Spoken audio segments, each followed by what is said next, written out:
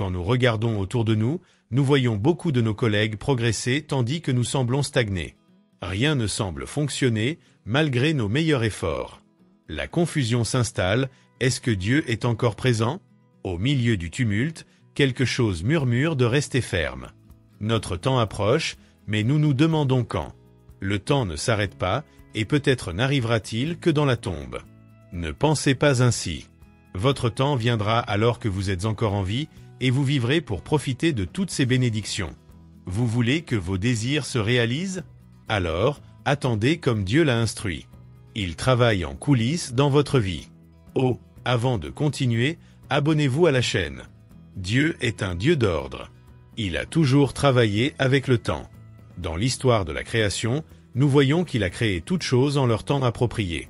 D'abord, la lumière, car il savait qu'il en aurait besoin pour illuminer tout ce qu'il créerait. Ensuite, l'espace pour lui-même, le ciel. Puis la terre sèche, où les êtres vivants pourraient poser leurs pieds. Les arbres et toute la végétation ont suivi, ainsi que le soleil et la lune. Puis les animaux sont venus avant l'homme, faits à son image. Dieu travaillait avec le temps. S'il avait créé les animaux avant les plantes, que mangerait-il jusqu'au deuxième jour? Et s'il avait créé l'homme d'abord, que mangerait-il avant la création des animaux et des plantes? En plus de la nourriture, comment chaque création trouverait-elle son but? La terre a été faite pour soutenir tout ce qui s'y trouve. La végétation, pour nourrir les êtres vivants. L'homme, pour prendre soin de la terre déjà créée. Le Dieu de la Genèse est le même Dieu aujourd'hui. Il a créé tout en son temps et avec un but spécifique. Il annoncera son nom au moment approprié. La réalité actuelle peut ne pas sembler montrer que Dieu est proche. Il peut sembler que nous marchons en cercle ou que la vie devient plus compliquée chaque jour. Mais ne perdez pas espoir. Tout cela fait partie du plan de Dieu pour votre vie. Oui, le retard a un but. Les circonstances défavorables sont des chemins que nous devons traverser pour que notre gloire brille. Alors que nous avançons dans ce voyage, nous approchons de notre temps désigné. Tout ce dont nous avons besoin est une foi inébranlable en Dieu. Rien ne peut empêcher notre gloire de briller si nous restons fermes en lui. Le psaume 27, 14 nous encourage à attendre le Seigneur, à être forts et courageux dans nos cœurs. Souvenez-vous de l'histoire de Joseph. Quand il était jeune, il a eu un rêve de devenir le chef de sa famille. Naïvement, il l'a partagé publiquement, peut-être en espérant que le rêve se réaliserait en quelques années. Il ne savait pas qu'il s'agirait d'un voyage rempli de hauts et de bas, mais divinement orchestré pour réaliser son rêve. Quand ses frères l'ont jeté dans le puits, rien de spectaculaire ne s'est produit. Ils voulaient s'en débarrasser, mais ensuite l'ont vendu comme esclave. Il semblait qu'il n'y avait pas de Dieu dans le ciel. Il est devenu esclave et a été tenté de pécher, mais la grâce l'a aidé. Dieu s'est manifesté. Pourtant, il a fini en prison. Pensez Y. Comment un homme finit-il en prison pour avoir fui le péché, quelque chose que la Bible nous ordonne de faire? Dieu travaillait en coulisses dans la vie de Joseph.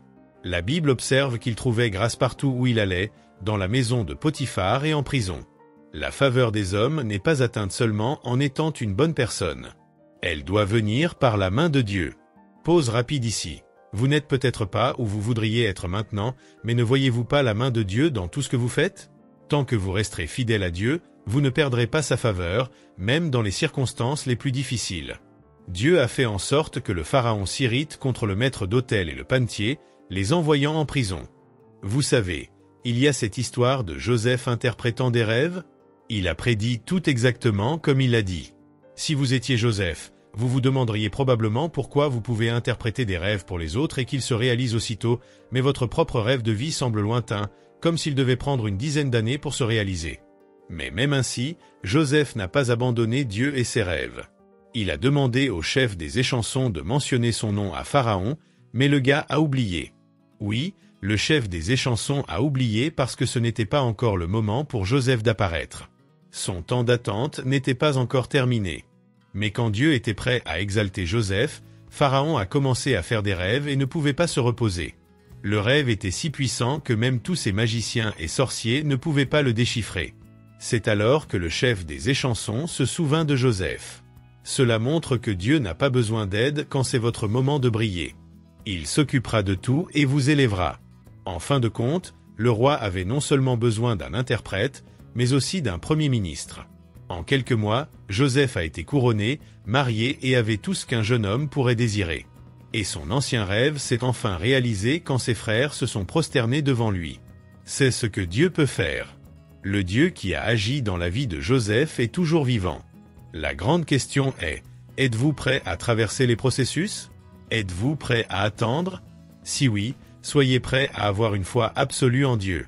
Nous ne voulons pas toujours attendre le temps de Dieu, mais nous voulons le meilleur. L'ironie, c'est que le meilleur ne peut venir que dans le temps de Dieu. Alors, si vous n'êtes pas prêt à attendre, vous pourriez obtenir quelque chose, mais ce ne sera pas le meilleur. Je vous implore, restez ferme dans la foi et faites confiance à Dieu. Toutes vos attentes seront satisfaites. Vos collègues se distinguent maintenant, mais Dieu prépare aussi quelque chose pour vous. Vous ne pouvez peut-être pas le voir, mais il aligne tout en coulisses pour agir en votre faveur. La vérité est que plus vous attendez, plus vous brillez. Dieu a souvent réservé le meilleur pour la fin. Et si vous n'attendez pas d'être totalement prêt, vous pourriez finir par exhiber une gloire mal formée qui s'éteindra rapidement. Ce n'est pas le plan de Dieu pour votre vie. Il veut que vous brillez et soyez une lumière pour les autres pour le reste de votre vie. Une des erreurs que les gens commettent est de comparer leur vie à celle des autres autour d'eux. Vous pourriez essayer de forcer la main de Dieu en fonction de ce que vous voyez se passer autour de vous. Cela pourrait être une grosse erreur. Si David n'avait pas traversé le processus de tuer un ours et un lion, et au lieu de cela, avait essayé de devenir un guerrier comme ses frères, il n'aurait peut-être pas eu l'audace spirituelle de terrasser Goliath. Cela aurait pu compromettre son destin de roi. Je ne sais pas ce dont vous avez besoin en ce moment, mais faites attention de ne pas devancer Dieu. Laissez-le guider votre chemin. Traversez les processus avec diligence. Votre temps viendra et vous glorifierez le Seigneur. Ésaïe 55, 10-11 dit que, comme la pluie et la neige descendent des cieux et n'y retournent pas sans arroser la terre, en la rendant fertile et productive pour semer et pour nourrir, ainsi en est-il de la parole de Dieu. Elle ne revient pas à lui sans effet, mais elle accomplit ce qu'il désire et atteint le but pour lequel il l'a envoyé. Ce verset de la Bible vous assure que la parole de Dieu ne faillit jamais. La parole des hommes peut échouer, mais pas celle de Dieu. Ce que le Seigneur a dit sur votre vie s'accomplira. Si vous avez besoin de fruits de vos entrailles, vous les recevrez en temps voulu. Si vous avez besoin d'une percée financière, Dieu pourvoira à tous vos besoins selon ses richesses et sa gloire. Si vous avez besoin de santé, vous serez guéri par ses blessures. Si vous priez pour un partenaire pieux, Dieu promet que vous ne serez jamais seul. La seule condition pour recevoir ses promesses est de faire confiance à son temps. Il n'est pas en retard pour vous bénir, il veut que vous grandissiez dans l'esprit.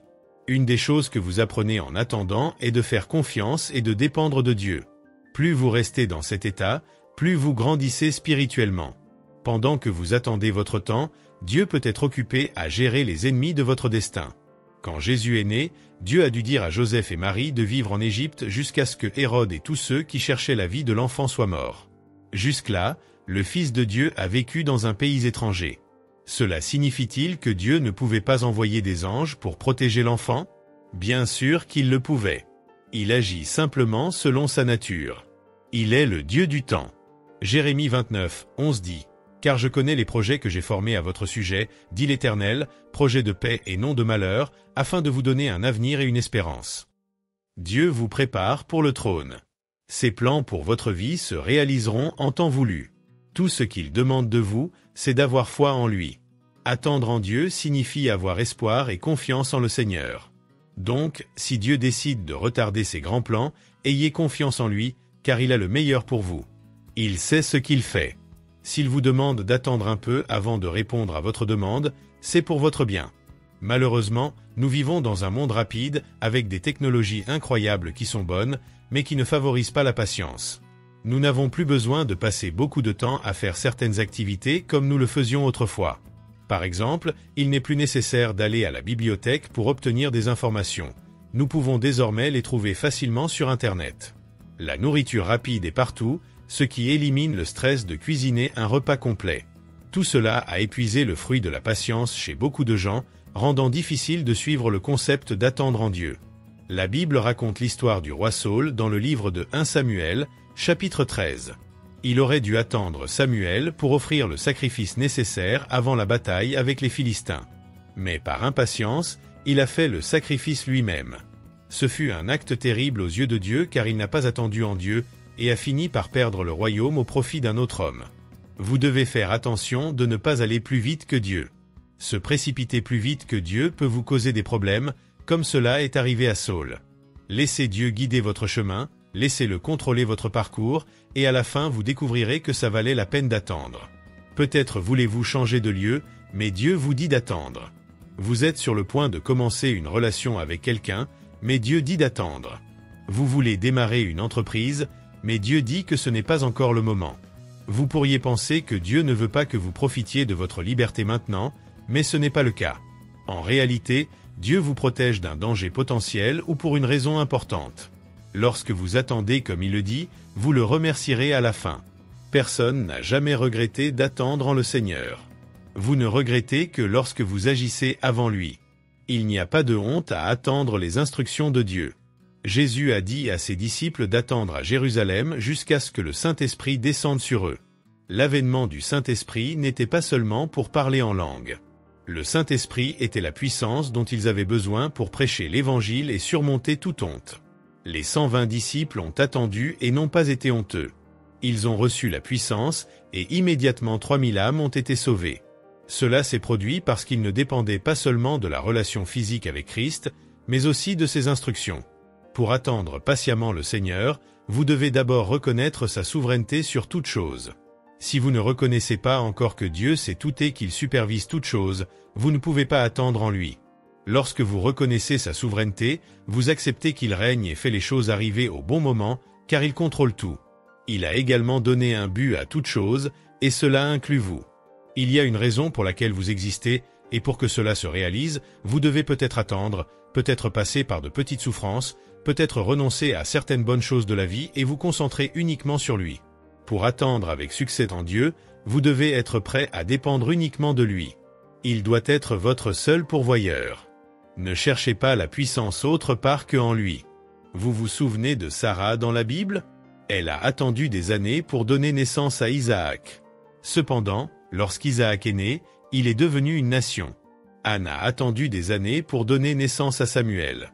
Cependant, lorsque Samuel est apparu, il était respecté en Israël jusqu'à sa mort. Toutes ces personnes ont eu leur témoignage parce qu'elles ont choisi d'attendre le temps de Dieu. De plus, vous devez rechercher la force dans le Seigneur pour continuer à attendre en lui. Attendre, surtout pendant la calamité, peut attirer les moqueries et la honte des gens. Ils peuvent parler et demander où est votre Dieu.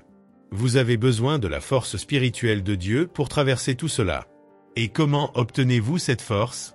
Vous devez être en communion avec le Seigneur tous les jours. Plus vous avez de communion avec lui, plus vous grandissez dans la foi et la force nécessaire pour traverser cette phase de votre vie. L'ennemi essaiera de vous détourner de votre chemin. Il continuera à murmurer à votre cœur que vous perdez juste du temps. Pour lui résister, vous devez rester dans le lieu de la prière. Le diable sait que si vous pouvez attendre et réussir, vous recevrez ce que Dieu a prévu pour vous. Par conséquent, il continuera à essayer de vous dissuader d'attendre. Mais la force du Seigneur vous maintiendra en avant. La patience est une vertu essentielle en attendant. Vous ne pouvez pas vous précipiter en attendant en Dieu. Je vous encourage à attendre patiemment pour que Dieu agisse. Il prépare quelque chose, mais vous devez attendre pour en profiter. Dieu n'utilise pas de micro-ondes, alors n'attendez pas une réponse rapide. Attendez-le, mon bien-aimé. Psaume 62, 5 dit, « Mon âme, repose-toi seulement sur Dieu, car de lui vient mon espérance. » Ma espérance vient de lui. Que ton âme trouve aujourd'hui son repos en Dieu. Ne sois pas comme Ésaü, qui n'a pas supporté la tension de cuisiner et a échangé sa primogéniture contre un plat de lentilles. Plus tard, il a cherché à la retrouver avec des larmes, mais c'était trop tard. Pendant que tu attends patiemment dans le Seigneur, évite la peur et l'inquiétude. L'inquiétude surgit lorsque tu commences à considérer tes réalités physiques. Penses-tu être trop vieux pour te marier?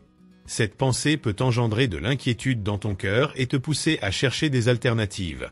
L'inquiétude détourne tes yeux de Christ vers autre chose. Si tu te bats constamment contre la peur et le doute, demande à Dieu d'ouvrir tes yeux spirituels pour voir ce qu'il fait pour toi.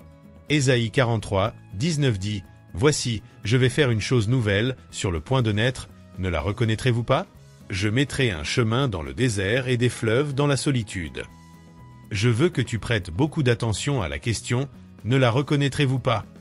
Il se peut que Dieu soit en train de travailler et que tu ne puisses pas le voir parce que tu as permis aux soucis de ce monde de troubler ton jugement. Le diable veut te distraire de ce que Dieu fait avec diverses choses qui n'ont pas d'importance. S'il te plaît, fais attention à ce que Dieu fait et ne te laisse pas entraîner par la tromperie du diable. Peut-être que Dieu a fermé cette porte pour une raison. Et si cela t'avait empêché d'atteindre ton plein potentiel et qu'il décide d'en ouvrir une autre? Parfois, tu peux être tellement concentré sur la porte qui s'est fermée que tu refuses de voir la nouvelle porte qui s'est ouverte devant toi. La question ici est, tu ne vois pas? Il ouvre un chemin pour toi dans le désert. Tu ne le remarques pas? Il se bat pour tes batailles et travaille en coulisses. Tu ne le ressens pas? Il y a des moments où il n'a pas besoin de déplacer cette montagne devant toi. Il pourrait vouloir en faire un marchepied pour ta grandeur. Il pourrait même décider de te porter au-dessus d'elle. Peu importe la manière dont il choisit de se manifester, l'important est qu'il travaille tout pour ton bien. Alors, arrête de te concentrer sur les limitations autour de toi et reste attentif à la grande gloire qui arrive. Quand tu te retrouves inquiet, retourne-toi vers les Écritures pour trouver du réconfort, de l'encouragement et de la direction. En examinant les Écritures, tu trouveras des passages qui parlent de l'amour de Dieu, de sa fidélité et de la certitude de son soin pour toi. Médite sur eux et crois en eux. Et chaque fois que tu as envie de te plaindre ou de t'inquiéter, commence à louer. Laisse ton cœur adorer le Seigneur du plus profond de ton âme. Oublie tes problèmes et adore-le simplement. Compte tes bénédictions et rappelle-toi d'où Dieu a pourvu, guidé et soutenu dans les moments difficiles. En continuant à cultiver l'habitude de louer, tu recevras la force dont tu as besoin. Dieu surpassera tes attentes et ta joie sera complète. Fais cela avec joie et gratitude. Les réponses à tes prières sont derrière la porte. Si tu as aimé cette vidéo, aime, partage et n'oublie pas de t'abonner à la chaîne, car cela nous encourage à en faire plus. Tout au long de ce voyage de réflexion sur les histoires de vie et les interventions divines, nous avons appris que le temps de Dieu est parfait et qu'il travaille toutes choses pour le bien de ceux qu'il aime. Dans les récits de personnes comme Joseph en Égypte, nous voyons comment l'attente patiente et la confiance inébranlable en Dieu peuvent mener à des résultats extraordinaires. Comme Joseph, qui a été élevé d'une situation d'esclavage et de prison pour devenir un leader puissant, nous sommes rappelés que Dieu a un plan spécifique pour chacun de nous. Parfois, nous sommes tentés de nous précipiter, de chercher des raccourcis ou de nous comparer aux autres autour de nous. Cependant, la vraie sagesse réside dans l'attente du Seigneur, en croyant qu'il prépare quelque chose de plus grand que ce que nous pouvons imaginer. Il ne nous guide pas seulement dans les situations quotidiennes, mais il nous soutient aussi dans les moments de plus grands défis. Rappelons toujours les paroles du prophète Ésaïe, ceux qui espèrent en l'Éternel renouvellent leur force. Ils prennent le vol comme les aigles, ils courent et ne se lassent pas, ils marchent et ne se fatiguent pas. Essay 40:31. Tout comme l'attente nous fortifie et nous prépare à ce qui vient, elle nous enseigne également à faire une confiance plus complète en Dieu. Quand nous avons confiance en son timing et en ses voies, nous expérimentons sa fidélité de manière qui dépasse notre compréhension. L'histoire de Joseph n'est pas seulement un récit ancien, mais une leçon intemporelle sur l'importance de persévérer dans la foi, même lorsque tout autour de nous semble incertain. C'est pourquoi je vous invite à réfléchir sur votre propre voyage. Peut-être attendez-vous une relation, une guérison, une avancée professionnelle ou une réponse spécifique de Dieu. Ne perdez pas courage. Continuez à faire confiance, à chercher et à grandir dans votre foi. Souvenez-vous que Dieu travaille en coulisses, alignant toutes choses pour votre bien. Si ce contenu résonne en vous, je vous invite à soutenir notre chaîne Rencontre divine avec Dieu. Votre interaction, que ce soit par des likes, des partages ou des abonnements, est essentielle pour que nous puissions continuer à apporter des messages inspirants qui fortifient la foi. Ensemble, nous pouvons répandre l'espoir et l'amour de Dieu à travers les histoires de vie et les leçons spirituelles que nous partageons ici. N'oubliez pas d'activer la cloche de notification pour ne manquer aucun nouveau contenu. Pour ceux qui désirent vraiment connaître l'amour transformateur de Dieu, nous trouvons dans Jean 3:16 une promesse de vie éternelle à travers Jésus-Christ. Car Dieu a tant aimé le monde qu'il a donné son Fils unique, afin que quiconque croit en lui ne périsse point, mais qu'il ait la vie éternelle. Ces paroles ne sont pas seulement une déclaration d'amour divin, mais une invitation personnelle à chacun de nous. Dieu a envoyé son Fils, Jésus-Christ, non pour condamner le monde, mais pour offrir une nouvelle vie, pleine de pardon, de grâce et d'espoir. Jésus s'est donné à la croix afin que nous puissions être réconciliés avec Dieu et avoir accès à sa présence éternelle. Accepter Jésus comme notre sauveur personnel ne signifie pas seulement croire intellectuellement en son existence, mais avoir une confiance totale en son sacrifice rédempteur pour nous. C'est un engagement du cœur, une décision de suivre ses enseignements et de vivre selon son amour. Je vous invite donc à ouvrir votre cœur et à accepter le don du salut que Dieu offre à travers Jésus-Christ. Si vous le souhaitez, faites cette simple prière avec moi. Seigneur Jésus, je reconnais que je suis pécheur et que j'ai besoin de ton pardon. Je crois que tu es mort sur la croix pour mes péchés et que tu es ressuscité le 3e jour. Aujourd'hui, je te reçois comme mon Seigneur et Sauveur personnel. Entre dans ma vie, transforme-moi et guide-moi sur le chemin de ta vérité. Merci de m'aimer et de me donner la vie éternelle. Au nom de Jésus, j'adresse cette prière. Amen. Que cette décision soit le début d'un voyage de foi et de croissance spirituelle. Si vous avez fait cette prière sincèrement, sachez qu'il y a de la joie dans le ciel pour votre décision, Luc 15h7. N'hésitez pas à nous contacter si vous désirez plus de guidance ou de soutien dans votre nouvelle marche de foi.